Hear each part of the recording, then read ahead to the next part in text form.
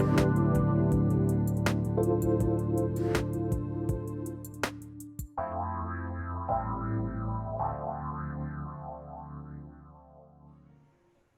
everyone. Welcome. I'm guest hosting today for Dr. Pat, and in solidarity with Dr. Pat and our new First Lady, Dr. Jill Biden, let me introduce myself.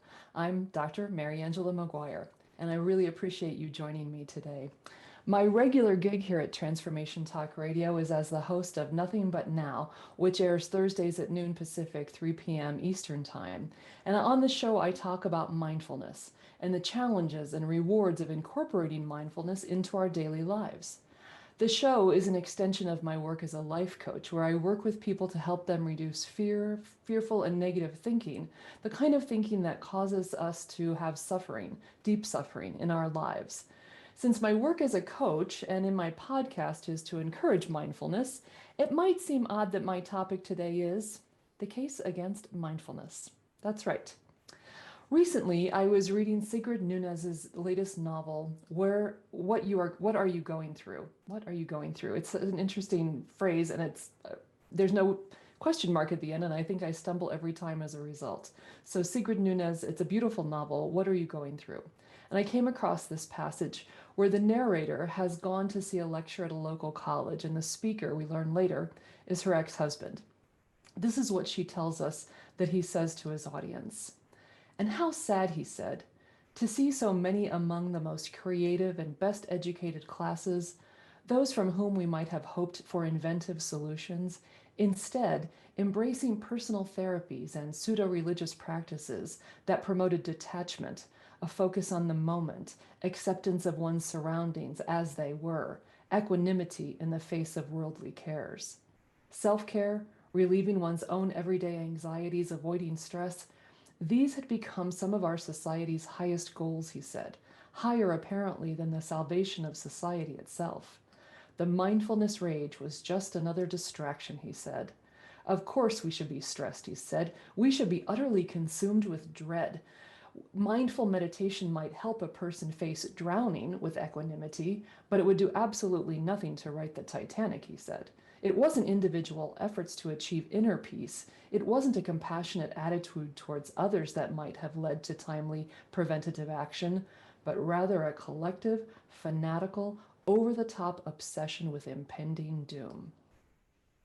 End quote. Long before I was a college professor or a life coach, I was a college debater.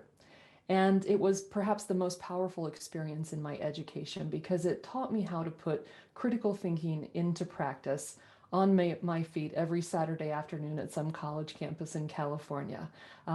So when I read the above passage in Nunez's novel, I realized that in the several years that I've been practicing mindfulness, I haven't spent much time reading critiques of it.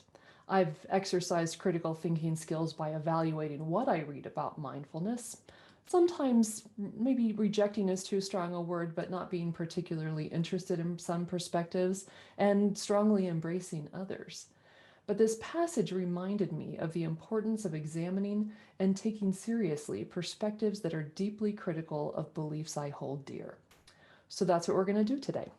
I'm going to talk about what I've been reading in the last several weeks, the critiques of mindfulness that I've seen, both from within the mindfulness movement and by those beyond it. And I've identified 5 things that I think people say frequently about mindfulness. And I'm going to endeavor to respond to them, not perhaps as I might have as a college debater, but mindfully, and to describe the experience of and the challenge of allowing these ideas to become part of my own perspective on mindfulness. So here are the 5 things that I think you're most likely to see in a critique of mindfulness. And they're interrelated, but I've made them slightly separate. So the first one, and you'll see this in a lot of different places, both in kind of short articles and deeper evaluations, is simply that mindfulness is a commodity. It's something that's being packaged and bought and sold in books and podcasts, retreats and phone apps, and that the modern version of it that we see in all of these places and marketed in all of these places is really designed to do nothing more than make the seller a few extra bucks, and in some cases make the seller pretty rich indeed. So that's the first one. It's just a commodity and nothing more. It really doesn't do much for anyone except the person selling it. The second that you'll see often is that it's Buddhism light. And you know that Buddhism light, L-I-T-E kind of light, right? That it's detached from the serious teachings of Buddhism to make it simple to market, right? Interrelated to a mass audience. But that it is so divorced from those principles that it really shouldn't in any authentic way suggest that it's derived from them. The third is that its benefits are simply overstated, particularly any kind of scientific work that is being used to promote it or to say, see, it has actual consequences for something like our understanding of neuroscience. And that the claims that it makes about helpfulness are in no way unique to it, that you can achieve the same ends through other means. Means maybe that you don't have to buy or go to a retreat or go to a webinar or put an app on your phone. A fourth one is that it is a tool of neoliberalism. In other words, and this comes in part from the fact that it's often used in a corporate setting. And it suggests that this critique suggests that mindfulness makes people passive and complacent and willing to accept whatever the culture at large, but their bosses in particular, ask of them without criticism, without any sense of their own agency, perhaps, and without exercising their critical thinking skills. And then the fifth is that it not only teaches passivity and complacence, but it gives people an excuse for not being politically active. And in that particular sense, and there's a critique that's really emerging that's very interesting to read about, is that mindfulness can in fact be an expression of white privilege. If you look at mindfulness communities, are they dominated by whiteness? And are the people there being encouraged to have this passive, complacent attitude that would be accepting not only of white privilege, but of systemic racism towards others? So those are the five most common critiques I think that we see in the literature. And again, among people who are promoting mindfulness themselves, so critiquing others that they're not doing it correctly, but also from without, from writers like Barbara Ehrenreich, who is a very credible, interesting writer and someone who has some really harsh things to say about mindfulness, to be honest. So we're going to start by going back through these and talking about them in a little bit more detail. But since we're kind of at the 11-minute mark, so let's go ahead and take a break. And when we come back, look at each of these five common criticisms of mindfulness and say, where are they on the right track? Right? How can we be open to some of these criticisms and at the same time bring our own understanding of mindfulness to bear to say, and our own critical thinking skills to ask ourselves, what is true here for me and what is not? So you're listening to the Dr. Pat Show on Transformation Talk Radio. We'll be right back.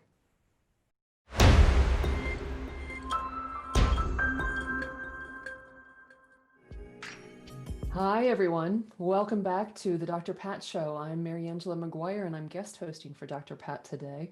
And you can catch me usually on Thursdays at noon Pacific, 3 p.m. Eastern Time on my podcast, Nothing But Now. Love to have you join me there.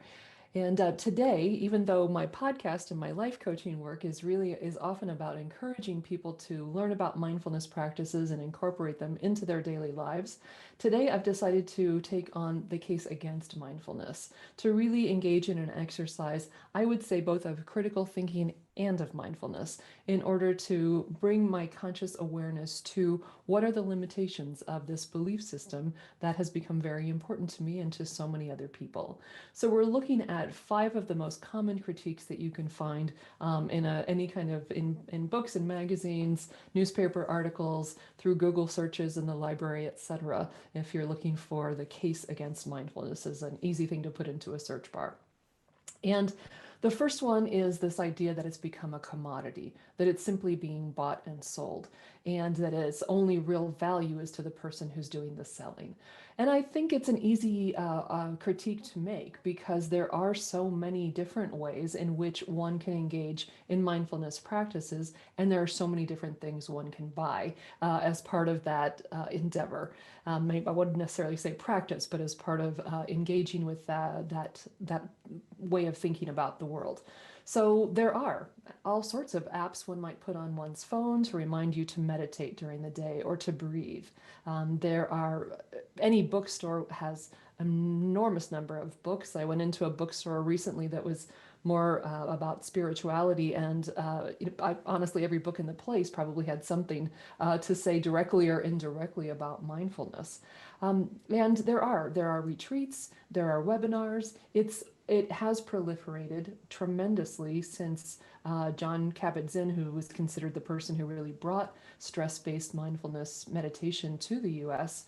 In the 70s. And since that early work that he did, it has gone in so many different directions. And you see it not only in really things that talk specifically about, say, mindfulness-based stress reduction, mindfulness meditation, and other things that maybe don't directly talk about it, but incorporate some of those principles. So yes, any one of us could spend an enormous amount of money uh, buying the mindfulness knowledge or information, not the experience, right? Not the practice, but a lot of information about it. And of course, I think the obvious kind of response or rejoinder to that is that's certainly sadly not unique to any belief system, is its capacity to be bought and sold. So I would say the fact that it can be bought and sold doesn't in itself invalidate the practice, nor do I think that's what the argument is that those who are criticizing it make. But it's related to kind of the second idea, which is that it's Buddhism light, right? It's detached from the serious teachings of Buddhism to make it simple for a mass audience. And I think given the incredible proliferation of materials about mindfulness, it's not surprising that there are many different versions of it, that many different ways of explaining it and exploring it, and not all of them have the same grounding in Buddhism. And this was a place when I was reading where I really noticed, and I am not particularly a student of Buddhism, so at all. I've read some, right? So I would not claim that as a practitioner in the slightest. But like any belief system, it does have many different strands. And when you read the critiques that focus on this idea of Buddhism light, what you'll see is that there is quite a bit of argumentation within the mindfulness community itself, of people criticizing one another for their practices and the authenticity of their practices. So that was very interesting to me. It's not simply a critique that comes from without. In fact, it kind of makes sense. It comes from within as much as anything else. The third one is that the benefits are overstated and are not unique. And this was really the claim that Barbara Ehrenreich was making in her book, whose name I've just, Natural Causes, that came out 2 years ago.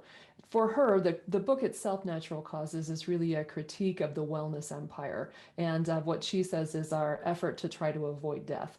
And in the big sense, and also that the wellness industry is designed to sell us the illusion of control, and control over our lives, control over our bodies, control over our minds, and therefore control over the end of our lives. And I think she makes an interesting point that that control is an illusion. I'd have to say, I don't think the average mindfulness meditation person, teacher in particular, would disagree with that. That it's simply right. I've never read anything that suggests to me that mindfulness is about control. And I personally think control is an illusion. And the first time I ever read that sentence, it was absolutely transformational to really understand that we don't believe that. We tend to walk through our daily lives with the illusion that we are in control, in the sense of if I change the light switch, I think I have control over what's going to happen there with the electricity, but that there are so many ways in which even that is an illusion. It may or may not happen. That light might burn out. The whole system might go out, right? Things happen. And that illusion of control puts us in a place of always being horrified when things don't go our way, when things go amiss or awry, as opposed to saying that is normal, that is to be expected because we don't have the control that we often think that we do. But this argument about the benefits not are being both overstated and not unique is one that you'll see when people talk about it and in the relationship between mindfulness and neuroscience, and what neuroscientists are finding and noticing about the brains of people who meditate when they meditate, and sometimes after, what kind of calm, alert, awake awareness that they might be able to have or sustain as a result of the meditation practice. And Erin writes, you can gain some of these. First, she claims it's an overstated claim, and then she says you can gain some of these benefits of calmness, serenity, equanimity through other means. And I would say that's probably true. It's been true in my life, and I imagine it's true in yours as well. The fourth claim is that it's a tool of neoliberalism, right? That it's really just designed to make us better workers in a capitalist society in order to make more money for our capitalist bosses. And it's an interesting argument, and it makes sense that it has arisen because many of the ways in which mindfulness has proliferated in this country in particular is that in the corporate setting. So, and then Erin writes quite a bit about this as well. She really blames the tech industry. They brought some aspects of mindfulness into the workplace, and through having meditation rooms in the corporate environment, organizing retreats or webinars, making coaches available, incorporating it, integrating it into the wellness program in general. For their employees. And there are a lot of really kind of creepy pictures of people sitting in suits on the ground, supposedly meditating. And I think it actually does feel kind of uncomfortable to say, what's really happening in that photograph? Are people just being encouraged to become passive and complacent and in that context of work to be sort of better workers? So it aroused a lot of suspicion because you can see from a cursory glance at contemporary corporate America that really, let's be honest, right, big business does nothing that does not contribute to their bottom line, right, and executive pay and shareholder earnings. So it's inconceivable to some people that a program sponsored by an employer has personal liberation as its goal. It's an understandable critique, if you ask me.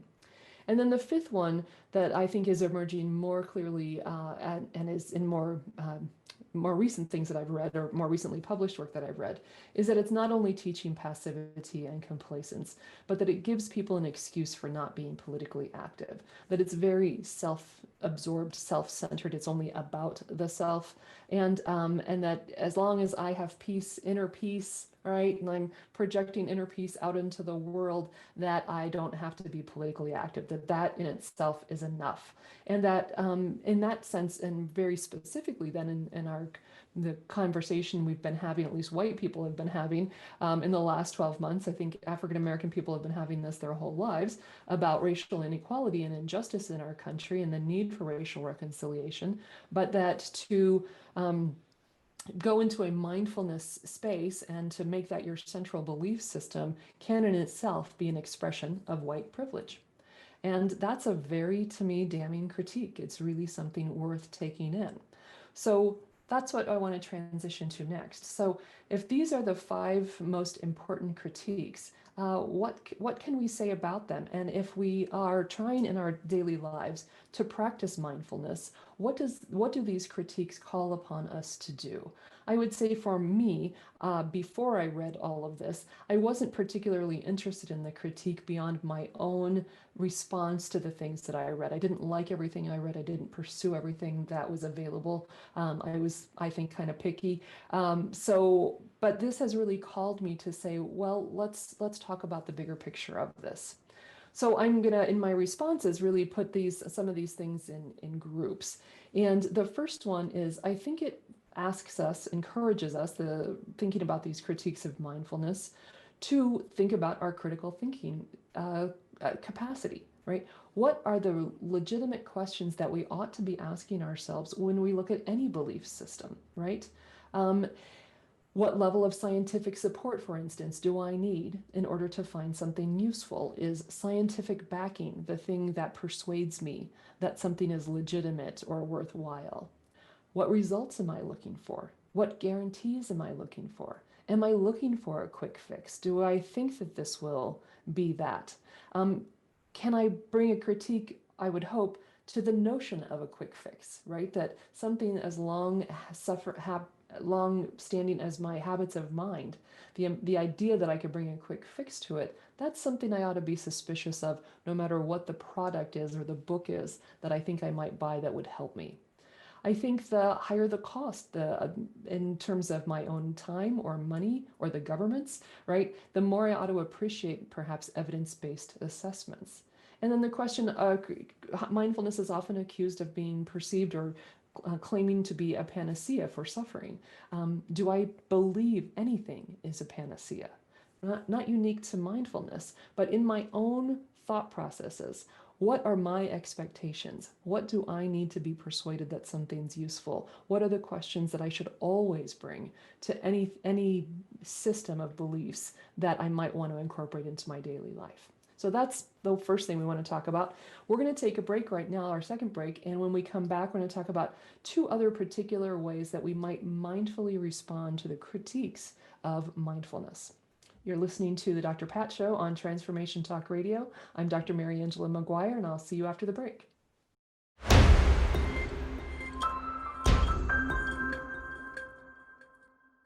Hi, everyone. Welcome back to the Dr. Pat Show on Transformation Talk Radio.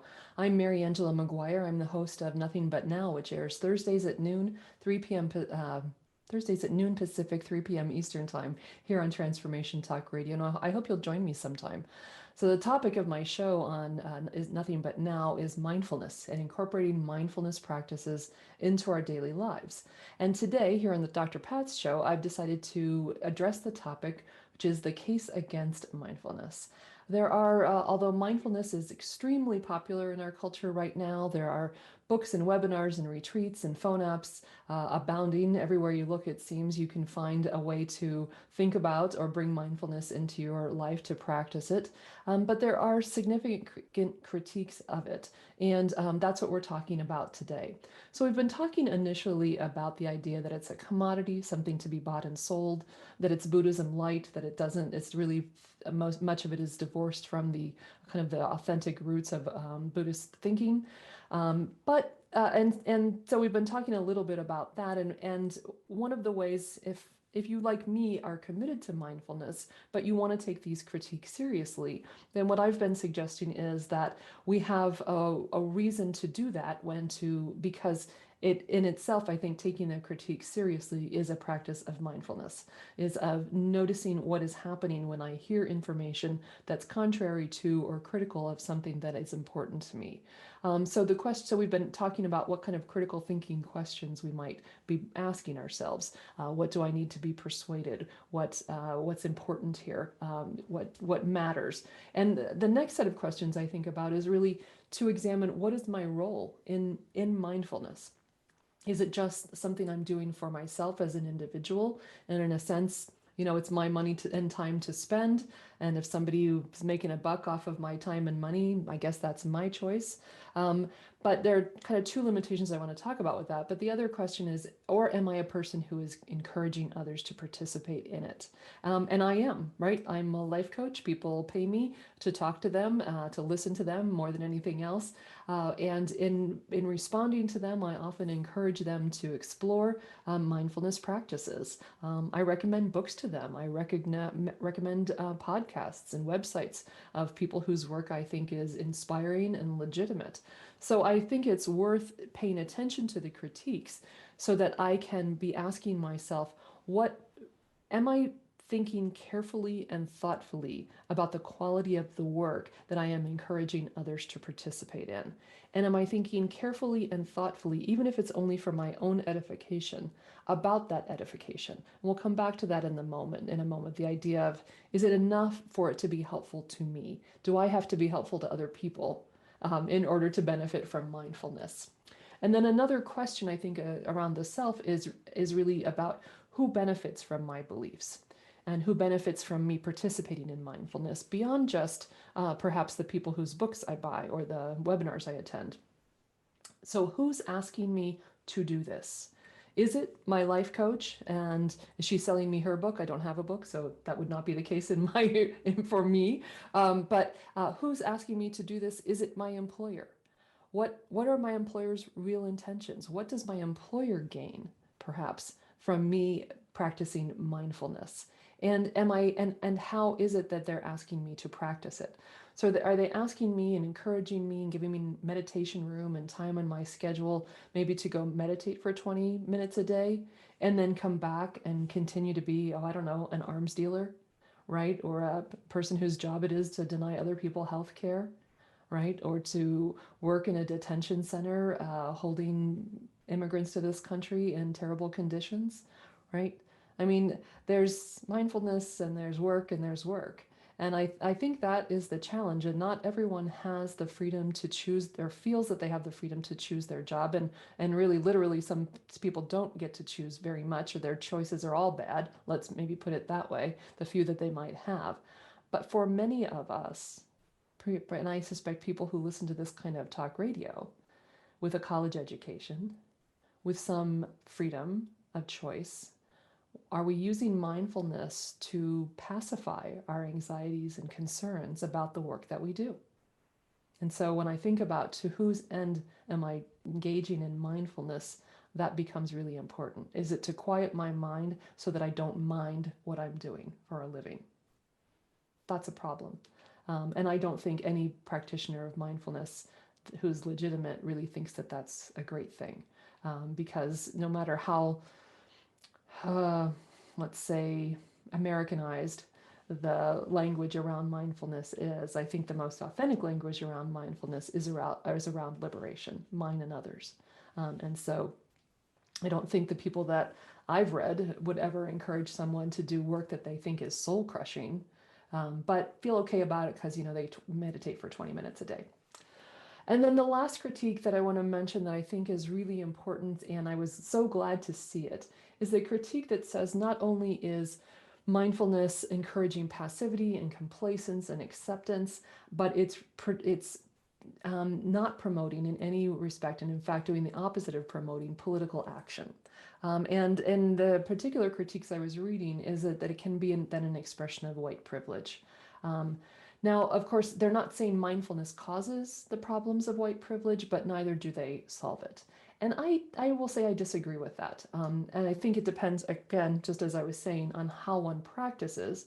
But there, from my perspective, and I think about this as a white woman with class privilege, I need to know what my habits of mind are, especially if I think of myself as a non-racist egalitarian, right?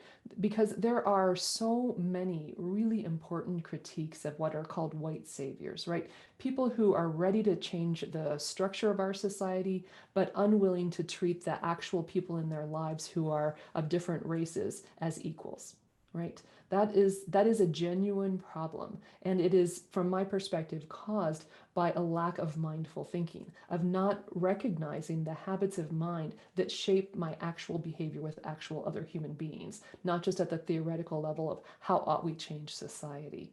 To me, it's through deep attention to my habits of mind and staying in the discomfort that those observations produce. Because when I really pay attention to how I interact in the world, to how I interact with other people, I may find embedded mental habits of white supremacy and classism. And it's in those moments that I can see beyond my individual habits, right? If I stay with the question, I can see those habits, but I can see beyond them. And I can notice that they come from somewhere, right? I can see how they're both reinforced and rewarded by the social structure in which I exist. And I can come to understand that simply being kind and treating all people with compassion does not in itself dismantle the social structures that gave me unearned privileges and oppressed others. And so I can act from that knowledge far more effectively. But I can only really do that effectively, I think, if I know the habits of mind in terms of their origin and social structures, but I also can see how they may be playing out in my one-on-one interactions with real, live other people. For me, mindfulness has been a gateway to a deeper understanding of white privilege, and has not been an opportunity to simply ignore it. Reading these critiques about mindfulness, of course, as I mentioned, I would say earlier, it's in itself an opportunity for me to practice mindfulness. So, what are some things that I noticed as I was doing this? I noticed that I felt anxious as I approached each text. And as I explored that feeling, I realized that I was, as I always have been since I was a little kid, afraid of feeling stupid. Afraid that I had missed some obvious fatal flaw with mindfulness. And wow, I really don't like that feeling. And I think noticing that feeling is also a way of noticing when in my life do I avoid information that might challenge my worldview because I don't like feeling stupid. And for me, this isn't how everyone would feel about their worldview being challenged, but I can see because I can observe my habits of mind by practicing mindfulness, that's a place where my mind goes. That feeling of tension that comes to the foreground is really about, oh God, am I going to feel like an idiot when I read this? I noticed also that there were at times surges of defensiveness, and that seems really obvious to me, but I really did notice it. And an urge to respond and return fire. Right, this was my inner debater coming to the foreground, and in an aggressive kind of reactive mode. I want to tell people all the places where they're cherry picking the mindfulness literature, where they're exaggerating what they say mindfulness claims for itself, the ways in which they're ignoring mindfulness practitioners who agree with their observations and see the same limitations. And I was excited in places because I felt like I was back in grad school with the constant back and forth of claims and counterclaims. I noticed that the lively debate among those who practice Buddhism and mindfulness meditation about their roots, the appropriate use of texts, of authenticity, and I could imagine, based on my past experience in higher education, the delight in being a participant in those discussions, even though some of them were actually they were pretty rough on each other in certain places. And then I noticed my relief and not having to engage at that level. I'm grateful for what I've read, who I've listened to, what I've learned to incorporate into my own life, and I'm glad that I don't have to be part of those discussions except as a reader. That works for me. So when we come back, I want to talk about where to take this idea of there are legitimate critiques of mindfulness, and what that means for us if we are mindfulness practitioners or if we're even just kind of thinking about pursuing that path. You're listening to the Dr. Pat Show on Transformation Talk Radio, and we'll be right back after the break.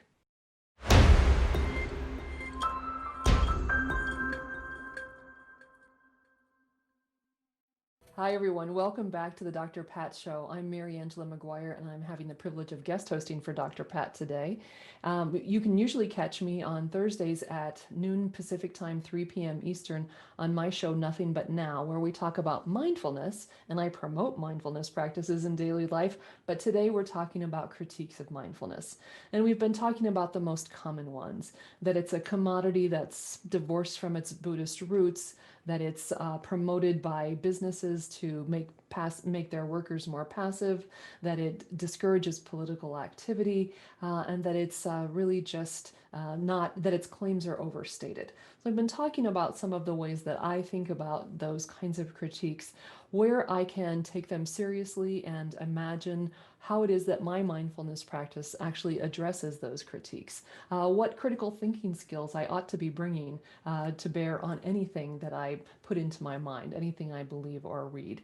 And when I think about all of the ideas and ideologies and belief systems that I've encountered in my life, it occurs to me that it's always possible to make a series of similar arguments against any one of them, right? Whether it's a political perspective, a philosophical or religious belief system, or any of 1,000 other sets of guiding principles one might see as a way of organizing one's life, it's very likely that someone could, and probably has, said of that particular way you are incorporating those principles into your life, that your way doesn't respect the tradition from which those principles emerge, that it doesn't adhere to that tradition appropriately.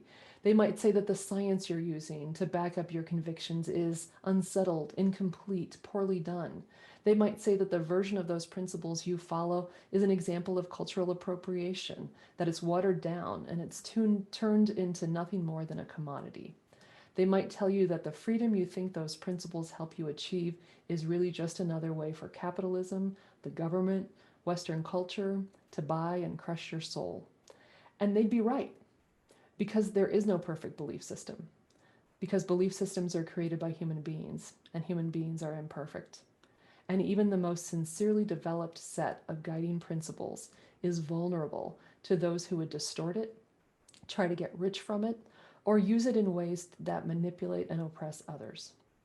So it's up to each one of us as we encounter a set of principles that might seem to have the potential to improve our lives, to ask ourselves a lot of questions, not just about the system of beliefs. We don't just have to come at it as a critic every time, but to turn those questions inward, to say, why am I seeking such a system? What do I hope to accomplish by bringing a set of ideas and practices into my daily life? How will it change my life? What will the impact be on how I spend my precious time and energy? And with whom will it put me into conversation or relationship? Those are important questions. And the other thing that's really important that I think we sometimes lose track of, because belief systems do tend to be turned into commodities in our culture, is that we do a lot of buying, a lot of reading, a lot of listening, and not always a lot of practicing. I've been in a book group for a long time, and it's most of what we're looking at are books around spirituality. And I've noticed a couple of things about that. One is how interesting it is what kinds of texts appeal to certain people, speak to certain people, and others don't. So one of my friends in the book club and I really respond to something like Robert Wright's Why Buddhism is True. He's really putting Buddhism in conversation with neuroscience. We were totally fascinated. I loved Michael Singer's book, Untethered Soul, because it's thick. Right? It's not a lot of references like Wright's book. It's just his philosophy, kind of unfiltered, not unedited, but unfiltered, and it's dense. And others really were put off by Wright's tone, or they found Singer too thick to get through, right? But they loved books that were one person's individual story, right? They wanted the testimony. That really spoke to them. They wanted to see how someone else struggled and was able to come to a new place and find ways in order to get out of that struggle, to succeed in life in whatever success meant for them. Other people really responded to books that were the story of someone's service to another community or to other people. Gregory Boyle's book, The Priest in Los Angeles, who works in the inner city and is really transforming lives, and is actually, I would say, is in witness to and partnership with lives being transformed, with people transforming their own lives. Those books really spoke to us.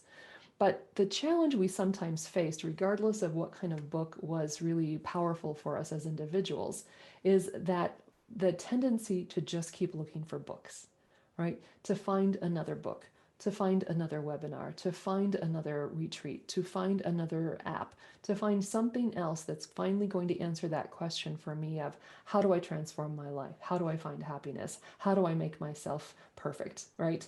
An impossible task, right? But so when we think about these belief systems that we might be holding, regardless of what they are, mindfulness or anything else, are we always in the place of seeking, or are we ever in the place of practicing? And that has been something that I have found really challenging. You know, as a former academic, I could read about these things all day long, and I would find that not transformational, but satisfying, right? It would satisfy the intellectual in me. It would make me feel smart. It would make me feel well read, which is such a high value, but it's not the same as the practice itself. And that of course is the challenge. And it's what I've really loved about mindfulness. And it's what I say on my show every week. The principles are not complicated. It's not like studying physics, friends, but putting them into practice, that is the challenge, because it's every moment of every day, the opportunity to practice mindfulness, right? Awareness of the present moment without judgment. A very, very simple principle that is extremely difficult to do. So that's what I would think. When I think about the critiques that we might have, I would really like you to think about it in those terms of what am I practicing or am I seeking? And when I do practice, Do I allow myself to imagine how things might be, what questions, what real and legitimate questions I might ask about these practices? So I hope that you will join me this Thursday on my show, Nothing But Now, at noon Pacific and 3 p.m. Eastern. My guest will be Dr. Daniel Pineau, or Daniel Pineau. He's almost a doctor. He's a doctoral candidate in clinical psychology at the University of Mississippi. And Dan's research involves working to disseminate evidence-based mental health information, including mindfulness, psychoeducation, and diverse outreach seminars to a large college audience. And his current research looks at how best to provide online tools around mindfulness information about the functions of emotions, etc., effectively to college students. He's a really wonderful guy and very interesting to listen to. And it's another way, another perspective on mindfulness. And one of the questions I'm really going to ask him to talk to us about is, if you are concerned about someone in your life, what are effective ways to provide mental health education and information to them? What works? Because we know that kind of shoving something like that down somebody's throat doesn't. So what might work instead? If you'd like to learn more about my work, you as a life coach and a communication coach, you can visit my website, maguirelifecoach.com, or you can email me at mariangelamaguire.com. So until next week, please be curious about your mind, or next Thursday, that is. Be kind to yourself. And thanks for listening to me on the Dr. Pat Show here on Transformation Talk Radio.